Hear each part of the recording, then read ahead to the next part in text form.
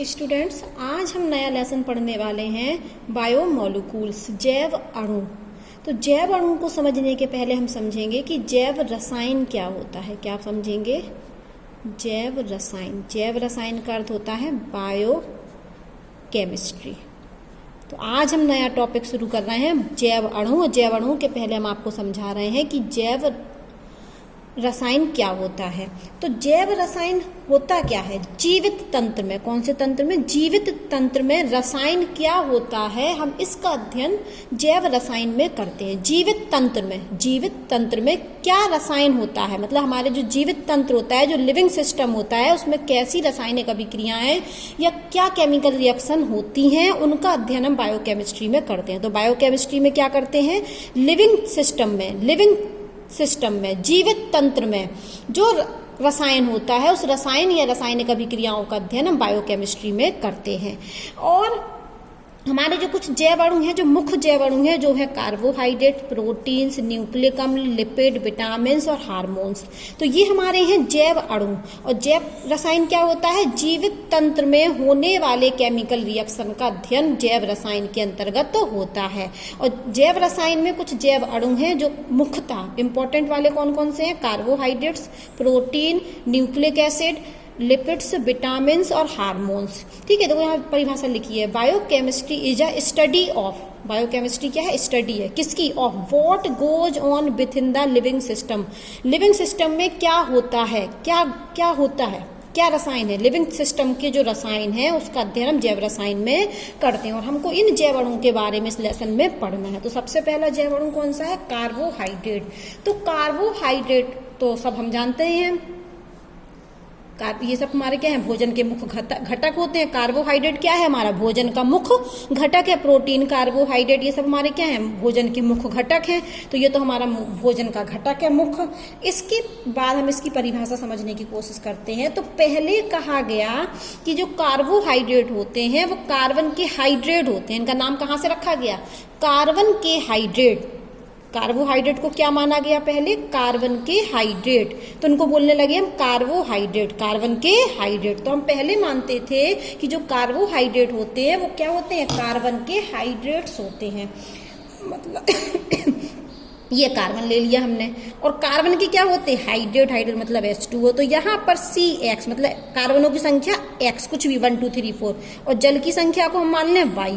तो यहाँ X कुछ भी हो सकता है, Y कुछ भी हो सकता है। तो हमने शुरुआत में माना कि जो कार्बोहाइड्रेट थे वो कार्बन के हाइड्रेट्स होते हैं और इस सूत्र के द्वारा रिप्रेजेंट किए जाते हैं। लेकिन बाद में यह परिभाषा नहीं चली, लेकिन शुरुआत में हमने कार्बोहाइड्रेट को कार्बन के हाइड्रेट्स माना। कार्बन और उसके क्या माना? कार्बन के हाइड्रेट। हम कुछ एग्जाम्पल ले लेते हैं। जैसे हमने सबसे पहला एग्जाम्पल लिया शुगर। क्या लिया? शुगर। तो शुगर का सूत्र था हमारा C12 H22 और O11। अगर हम इस सूत्र को इस रूप में लिख दें तो ये क्या है? हमारा कार्बोहाइड्रेट है। हम लिख के देखते हैं, यहाँ पर C12 कर दिया हमने। और इसको लिखे हम H2O। इसको क्या लिखे? H2O। तो H कितने हैं? 22। यहाँ हमने कितना लिख दिया? 2। तो हम 11 से गुणा कर दें। O कितने हैं? 11। तो हमने ब्रैकेट बंद किया और इसको लिख दिया 11।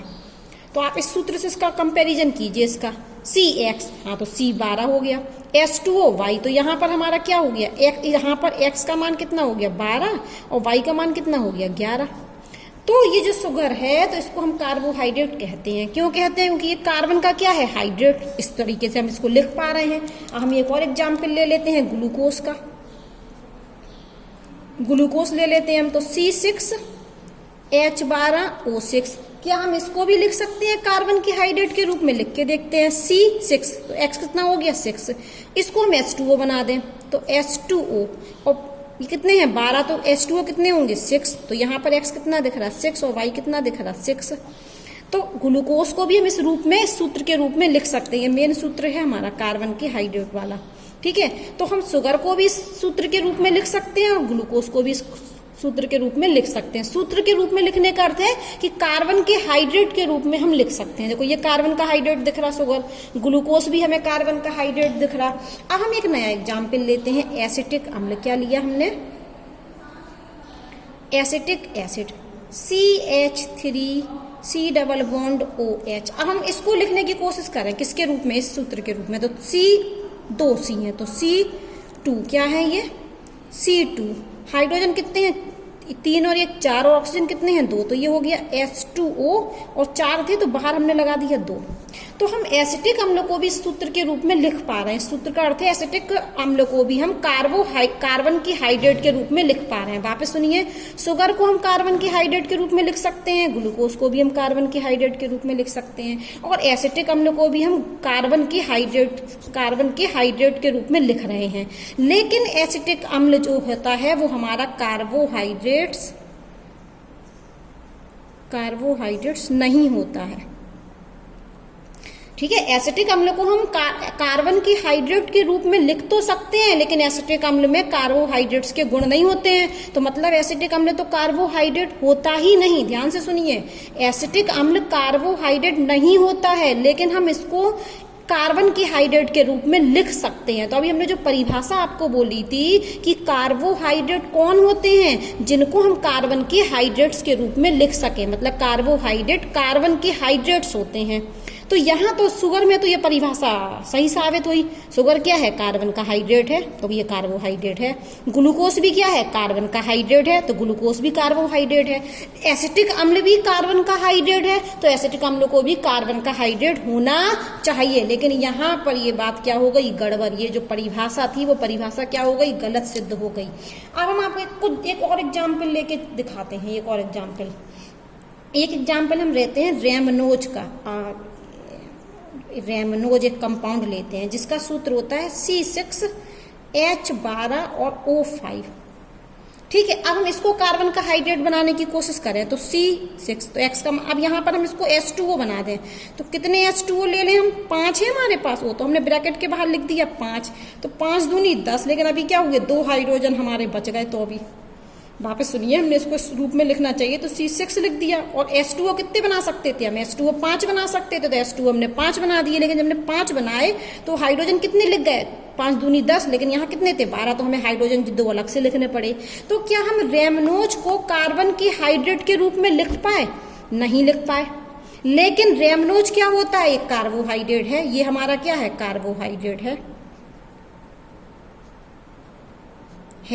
लेकिन इस सूत्र के रूप में हम नहीं लिख पाए। अब वापस सुनिए कि हमने आपको बोला कि कार्बोहाइड्रेट कार्बन के हाइड्रेट होते हैं, ये परिभाषा है। तो शुगर में तो ये परिभाषा सही साबित हुई कि शुगर क्या है, कार्बन का हाइड्रेट है, इसलिए ये कार्बोहाइड्रेट है। ग्लूकोज भी कार्बन का हाइड्रेट है, इसलिए ये कार्बोहाइड्रेट है। अब आ गए हम रेमनोज पर, तो रेमनोज तो कार्बन का हाइड्रेट नहीं है, रेमनोज कार्बन का हाइड्रेट नहीं है, लेकिन ये कार्बोहाइड्रेट है। तो ये परिभाषा यहाँ सही साबित नहीं हुई। इस परिभाषा के अनुसार रेमनोज को कार्बोहाइड्रेट नहीं होना चाहिए, लेकिन वो तो होता है। जबकि एसिटिक अम्ल को कार्बन के हाइड्रेट के रूप में हम लिख पा रहे हैं, तो इस परिभाषा के अनुसार एसिटिक अम्ल को कार्बोहाइड्रेट होना चाहिए, लेकिन वो नहीं होता है। ठीक है, ये परिभाषा यहाँ सही साबित हो रही, यहाँ भी सही साबित हो रही, ना यहाँ सही साबित हो रही, ना यहाँ सही साबित हो रही। यहाँ पर क्या हो रहा, यहाँ परिभाषा के अनुसार हम एसिटिक अम्ल को लिख तो सकते हैं, लेकिन वो कार्बोहाइड्रेट नहीं है। जबकि रेमनोज को क्या है, हम लिख नहीं पा रहे परिभाषा के अनुसार, कार्बन के हाइड्रेट के रूप में लिख नहीं पा रहे, लेकिन वो कार्बोहाइड्रेट्स होता है। तो ये परिभाषा थोड़ी सी दिक्कत दे रही थी, तो नई परिभाषा डेवलप हुई और कहा गया कि कार्बोहाइड्रेट क्या होते हैं हमारे, 3 पॉइंट बताए गए हमको कि कार्बोहाइड्रेट कैसे कंपाउंड होते हैं। कार्बन के हाइड्रेट नहीं माने हम उनको, हम क्या माने कि ये होते हैं ऑप्टिकल एक्टिव। ऑप्टिकली क्या होते हैं, एक्टिव। पहली चीज ये परिभाषा भूल जाओ, कार्बन की हाइड्रेट वाली नई परिभाषा सुनो। पहले ये क्या होते हैं, ऑप्टिकल एक्टिव होते हैं, और पॉलीहाइड्रोक्सी होते हैं, पॉलीहाइड्रोक्सी होते हैं। और तीसरा, या तो इनमें एल्डिहाइड होता है या इनमें कीटोन होता है। अब 3 बातें ध्यान से सुनिए। मैंने क्या बोला कि पहले तो कार्बोहाइड्रेट को हम कार्बन की हाइड्रेट मानते थे, लेकिन कार्बन की हाइड्रेट के अनुसार एसिटिक अम्ल को कार्बोहाइड्रेट होना चाहिए, लेकिन वो नहीं होता है कार्बोहाइड्रेट। जबकि रेमनोज को कार्बन का हाइड्रेट के रूप में हम नहीं लिख पा रहे हैं, इसलिए रेमनोज कार्बोहाइड्रेट नहीं होना चाहिए, लेकिन वो वास्तव में कार्बोहाइड्रेट है। तो अब हमने नई परिभाषा सीखी कि कार्बोहाइड्रेट क्या होते हैं, ऑप्टिकल एक्टिव, हिंदी में बोलते हैं ध्रुवण घूरक। ध्रुवण घूरक ये क्या करते हैं, समतल ध्रुवित प्रकाश को या तो सुई की दिशा में या सुई की विपरीत दिशा में घुमा देते हैं। ध्रुवण घूरक कैसे पदार्थ होते हैं, ऐसे पदार्थ जो समतल ध्रुवित प्रकाश को या तो दाईं ओर या बाईं ओर घुमा दें, उन पदार्थ को हम ध्रुवण घूर्णक कहते हैं। चलो यहाँ समझ लेते हैं हम ध्रुवण घूर्णक। मैंने कहा कि ध्रुवण घूर्णक एक ऐसे, मान चलो ये हमारे पास इस कंटेनर है और इस कंटेनर में एक पदार्थ है। क्या है? एक पदार्थ, ठीक है। और ये है हमारी, देखो वैसे तो हमारा वो क्या होता है, प्रकाश किस डायरेक्शन में होता है? सभी दिशाओं में। लेकिन जब हम इसको प्रिज्म में से गुजार देते हैं तो ये यूनिडायरेक्शनल हो जाती है, एक डायरेक्शन में। और इसी प्रकाश को हम समतल ध्रुवित प्रकाश कहते हैं। वापस सुनिए, प्रकाश चारों दिशाओं में होता है। जब इस प्रकाश को हम प्रिज्म में से गुजारते हैं तो प्रकाश यूनिडायरेक्शनल हो जाता है, एक दिशा में, और इस प्रकाश को हम समतल ध्रुवित प्रकाश कहते हैं। तो मान लिया हमारे पास कोई समतल ध्रुवित प्रकाश है। क्या है हमारे पास? समतल ध्रुवित प्रकाश है। इस समतल ध्रुवित प्रकाश को हमने इस पदार्थ में से गुजारा, तो हो सकता है पहली कंडीशन क्या हो सकता है, ध्यान से देखना, कि ये वाला जो समतल ध्रुवित प्रकाश है ये क्लॉकवाइज घूम जाए, मतलब ये इस तरीके से हो जाए, इस तरीके से, या ऐसा हो सकता है कि ये इस तरीके से घूम जाए।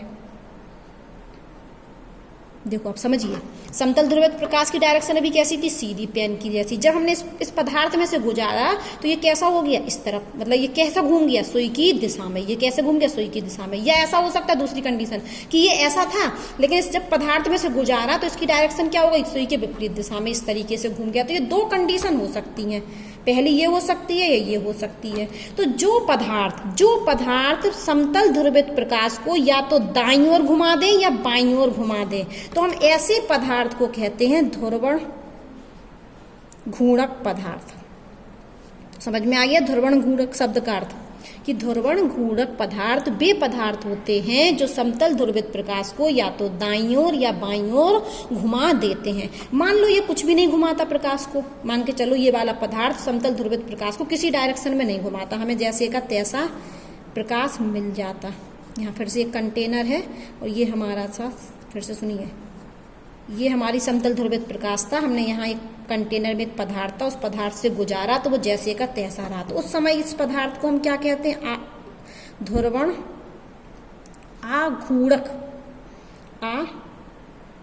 घूर्णक पदार्थ। तो समझ में आया? यदि पदार्थ समतल ध्रुवित प्रकाश को ना दाईं तरफ घुमाए ना बाईं तरफ घुमाए तो इस पदार्थ को हम ध्रुवण आघूर्णक पदार्थ कहते हैं। और ध्रुवण घूर्णक पदार्थ किसको कहते हैं? जो समतल ध्रुवित प्रकाश को या तो दाईं ओर घुमा दे या बाईं ओर घुमा दे। जब ये अगर ये पदार्थ ने दाईं ओर घुमाया, अगर इस पदार्थ ने क्या घुमाया? दाईं ओर, तो उसका मतलब है ये पदार्थ का कौन सा रूप है? डी रूप है, डेक्स्ट्रो रोटेटरी। और यदि तो ये वाला पदार्थ क्या हुआ? यदि डी रूप का होगा तो क्या करेगा? ये दाईं ओर घुमाएगा। और यदि ये पदार्थ एल रूप का होगा, लीवो रोटेटरी होगा, तो ये बाईं ओर घुमाएगा। और ये हम आपको हेलो एल्केन में पढ़ा चुके हैं। तो ये पदार्थ यदि किस तरफ घुमाएगा? क्लॉकवाइज, डेक्स्ट्रो रोटेटरी, तो ये पदार्थ क्या होगा? डी रूप का होगा। और यदि इस पदार्थ ने ये लेफ्ट तरफ घुमा दिया तो इस पदार्थ का कौन सा रूप होगा? एल रूप होगा।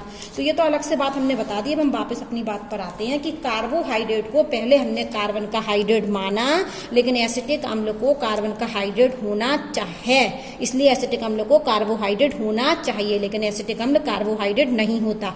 जबकि रेमनोज को हम कार्बन के हाइड्रेट के रूप में नहीं लिख पा रहे हैं, लेकिन रेमनोज हमारा कार्बोहाइड्रेट होता है। तो हमें क्या कार्बोहाइड्रेट की क्या जरूरत पड़ी? नई परिभाषा की जरूरत पड़ी। और वो परिभाषा दी गई कि कार्बोहाइड्रेट क्या होते हैं? ऑप्टिकल एक्टिव होते हैं। क्या होते हैं? ध्रुवण घूर्णक। और हमने ध्रुवण घूर्णक पदार्थ आपको समझा दिए। तो कार्बोहाइड्रेट क्या करते हैं? समतल ध्रुवित प्रकाश को दाईं या बाईं ओर घुमा देते हैं। तो पहली बात तो हो गई कि ऑप्टिकल एक्टिव होना चाहिए इनको। हमने ऑप्टिकल एक्टिव आपको अच्छे से समझा दिया। ऑप्टिकल एक्टिव, ध्रुवण घूर्णक। और हाइड्रोक्सी मतलब OH, तो बहुत सारे OH होने चाहिए। कार्बोहाइड्रेट कैसा होना चाहिए? या तो ध्रुवण घूर्णक होना चाहिए और उसमें क्या होने चाहिए? बहुत सारे OH होने चाहिए। और तीसरा इनमें एल्डिहाइड या कीटोन होना चाहिए। ये परिभाषा दी गई कि कार्बोहाइड्रेट क्या होते हैं? ऑप्टिकल एक्टिव होते हैं और पॉलीहाइड्रोक्सी होते हैं, मतलब बहुत सारे OH होते हैं इनमें, और एल्डिहाइड या कीटोन होते हैं। तो अब परिभाषा सुनिए, कार्बोहाइड्रेट को ध्रुवण घूर्णक पॉलीहाइड्रोक्सी एल्डिहाइड अथवा पॉलीहाइड्रोक्सी कीटोन कहते हैं। तो कार्बोहाइड्रेट को क्या माना गया? ध्रुवण घूर्णक पॉलीहाइड्रोक्सी एल्डिहाइड या पॉलीहाइड्रोक्सी कीटोन, ध्रुवण घूणक तो होंगे ही। तो कार्बोहाइड्रेट क्या है हमारे, ध्रुवण घूणक है। कैसे ध्रुवण घूणक, पॉलीहाइड्रोक्सी एल्डिहाइड अथवा पॉलीहाइड्रोक्सी कीटोन, ये है कार्बोहाइड्रेट की परिभाषा। एक चीज और है कि कार्बोहाइड्रेट जरूरी नहीं कि ये हो पॉलीहाइड्रोक्सी एल्डिहाइड या कीटोन, उनको भी हमने कार्बोहाइड्रेट कहा जो जल अपघटन के बाद इस तरह की यूनिट दे दें। देखो, या तो कार्बोहाइड्रेट में ये 3 गुण हो कि वो ऑप्टिकल एक्टिव हो, पॉलीहाइड्रोक्सी एल्डिहाइड हो या पॉलीहाइड्रोक्सी कीटोन हो, तो हम उस पदार्थ को कार्बोहाइड्रेट कहेंगे जिसमें क्या क्या होगा, ऑप्टिकली एक्टिव होगा, पॉलीहाइड्रोक्सी एल्डिहाइड होगा या पॉलीहाइड्रोक्सी कीटोन होगा, तो उस पदार्थ को हम कार्बोहाइड्रेट कहेंगे। लेकिन एक परिभाषा और दी गई कि जरूरी नहीं कि पदार्थ में ये गुण हो, यदि उस पदार्थ को हम जल अपघटन कर दें, उस पदार्थ का क्या कर दें, जल अपघटन कर दें, और जल अपघटन के बाद हमें जो यूनिट मिले उस यूनिट में यदि ये 3 गुण हैं तो वो पदार्थ भी कार्बोहाइड्रेट होगा। तो या तो कार्बोहाइड्रेट में ये गुण होने चाहिए, और नहीं भी हैं अगर, तो वो जल अपघटन के बाद ऐसा कोई पदार्थ बनाए जिसमें ये गुण हो तो हम उसको भी कार्बोहाइड्रेट कहते हैं। तो वापस सुनिए परिभाषा, कार्बोहाइड्रेट को ध्रुवण घूणक पॉलीहाइड्रोक्सी एल्डिहाइड अथवा पॉलीहाइड्रोक्सी कीटोन कहते हैं, अथवा और लिखा है उन यौगिकों की तरह परिभाषित किया जा सकता है जो जल अपघटन के बाद इस प्रकार की इकाइयां देते हैं। वो कह रहे हैं कि उनको भी हम कार्बोहाइड्रेट मानते हैं जो जल अपघटन के बाद इस प्रकार की इकाई हमें देते हैं। तो नई परिभाषा में याद होनी चाहिए कि कार्बोहाइड्रेट क्या है, ध्रुवण घूणक है, पॉलीहाइड्रोक्सी एल्डिहाइड अथवा पॉलीहाइड्रोक्सी कीटोन है, अथवा जल अपघटन के बाद हमको ऐसी यूनिट देते हैं। अब हम पढ़ने वाले हैं कार्बोहाइड्रेट का वर्गीकरण। क्या पढ़ने वाले हैं, कार्बोहाइड्रेट का वर्गीकरण। तो हम यहाँ पर कई बेस पर कर रहे हैं, कई आधार पर कर रहे हैं कार्बोहाइड्रेट का वर्गीकरण। तो पहला हमने लिया on the basis of functional group, किसके आधार पर, फंक्शनल ग्रुप के आधार पर। तो फंक्शनल ग्रुप के आधार पर ये 2 प्रकार के होते हैं, या तो ये होते हैं पॉलीहाइड्रोक्सी एल्डिहाइड या ये होते हैं हाइड्रोक्सी कीटोन। तो कार्बोहाइड्रेट का हम वर्गीकरण पढ़ रहे हैं। पहला वर्गीकरण हम फंक्शनल ग्रुप के आधार पर पढ़ रहे हैं। तो फंक्शनल ग्रुप के अनुसार कार्बोहाइड्रेट 2 प्रकार के होते हैं, पॉलीहाइड्रोक्सी एल्डिहाइड या पॉलीहाइड्रोक्सी कीटोन। ठीक है, पॉलीहाइड्रोक्सी एल्डिहाइड का उदाहरण है ग्लूकोज, और ग्लूकोज क्या है हमारा, कार्बोहाइड्रेट। और पॉलीहाइड्रोक्सी कीटोन का उदाहरण है फ्रक्टोज। ठीक है, ये दोनों ही, ग्लूकोज और फ्रक्टोज क्या है, हमारे कार्बोहाइड्रेट हैं। लेकिन ग्लूकोज किस प्रकार का कार्बोहाइड्रेट है, पॉलीहाइड्रोक्सी एल्डिहाइड वाला है, जबकि फ्रक्टोज किस प्रकार का कार्बोहाइड्रेट है, तो फ्रक्टोज पॉलीहाइड्रोक्सी कीटोन वाला कार्बोहाइड्रेट है, और ग्लूकोज पॉलीहाइड्रोक्सी एल्डिहाइड वाला कार्बोहाइड्रेट है।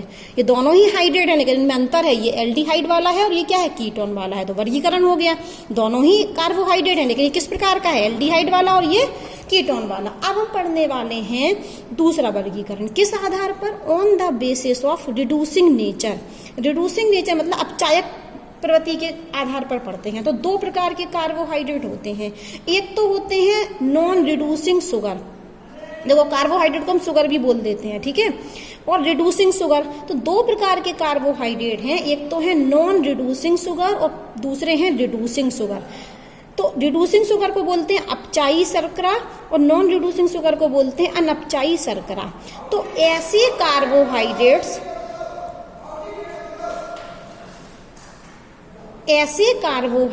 जो फेलिंग विलयन और टॉलिन अभिकर्मक को अपचयित नहीं करते हैं। देखो, ऐसे कार्बोहाइड्रेट जो फेलिंग विलयन और टॉलिन अभिकर्मक को अपचयित नहीं करते हैं,